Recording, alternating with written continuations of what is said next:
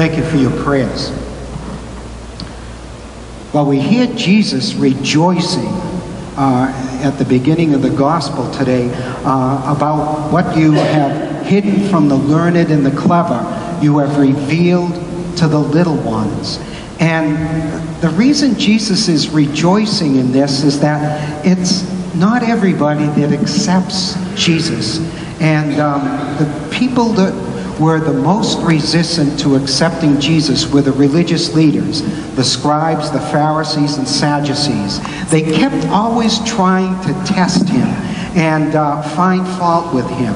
I don't know if you ever have been with people who they know everything.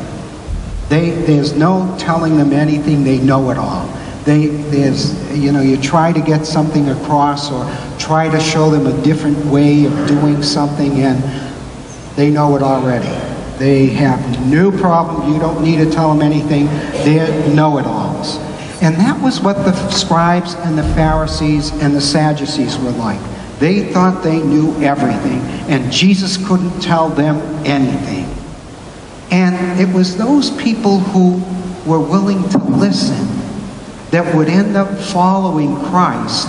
And they were the ones that would show the mercy that Jesus was talking about. They were the ones that would show compassion to others. They were the ones that would take the time to sit with someone and recognize that something's wrong, and they wanted to listen to them. Whereas the scribes, the Pharisees, and the Sadducees knew everything, and there was nothing they would do to lift a finger to help anybody else out. Charles, a friend of mine, was sharing with me an experience that he had when he was having his breakfast one fall afternoon at home, and he was overwhelmed by everything that was going on in his life. And he said, I really need to talk to God about this. And he said, all of a sudden, I felt this presence in the room with me while I was having breakfast. I felt there was somebody in the room with me. And so much so, I glanced behind me, and much to my surprise, there was the Lord. I mean, it was really him. He was wearing a long, seamless garment, had a glow about his head, a nice beard, long hair. It was the Lord right in my kitchen while I was having breakfast. And he said, Charles, let's go for a walk. Certainly, I wasn't going to refuse the Lord. I got up and went for a walk. And I said, now is my chance to really talk to the Lord. I'm going to ask him all the questions that are overwhelming me. My relationships at work, what's happening in my marriage that doesn't seem to be working out, and what he thinks about my prayer life. This is my chance. And so as we're walking, I said, Lord, can you tell me what's happening at work? It just doesn't seem to be.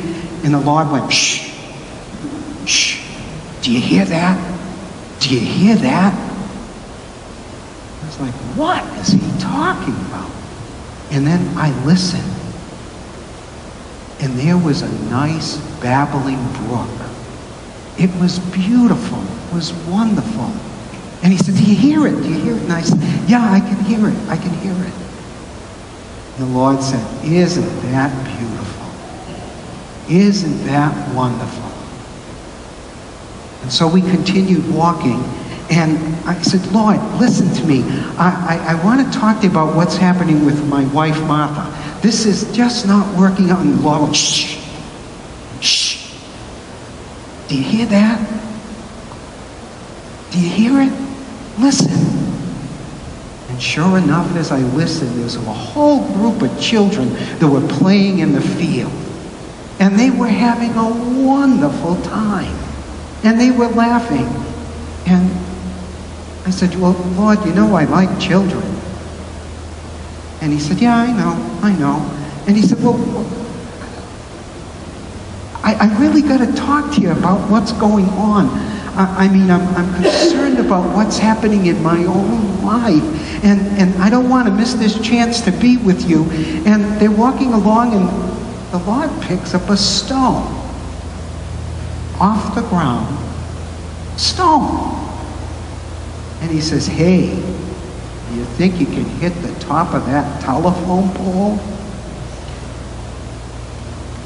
And so the Lord took the rock and he swung, threw it out, and missed.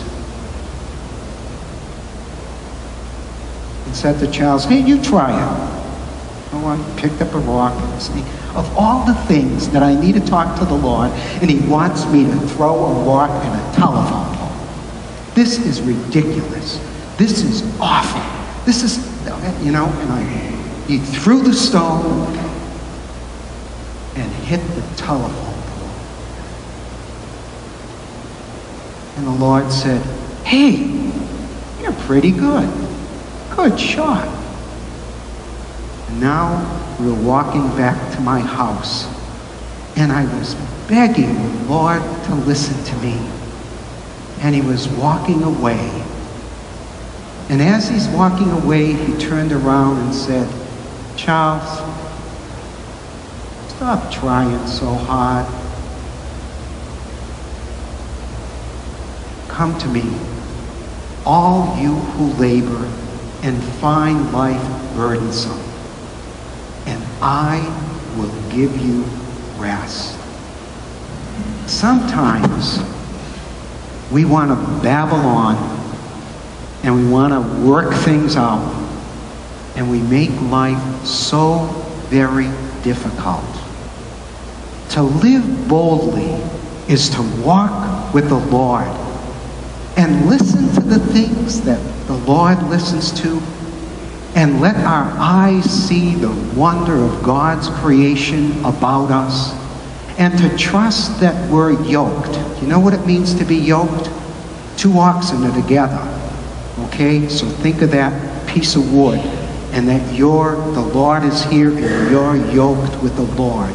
That you're not walking ahead and trying to figure it out on your own, or lagging behind and being stubborn, but walking with and being with the Lord, and stop trying so hard. Amen.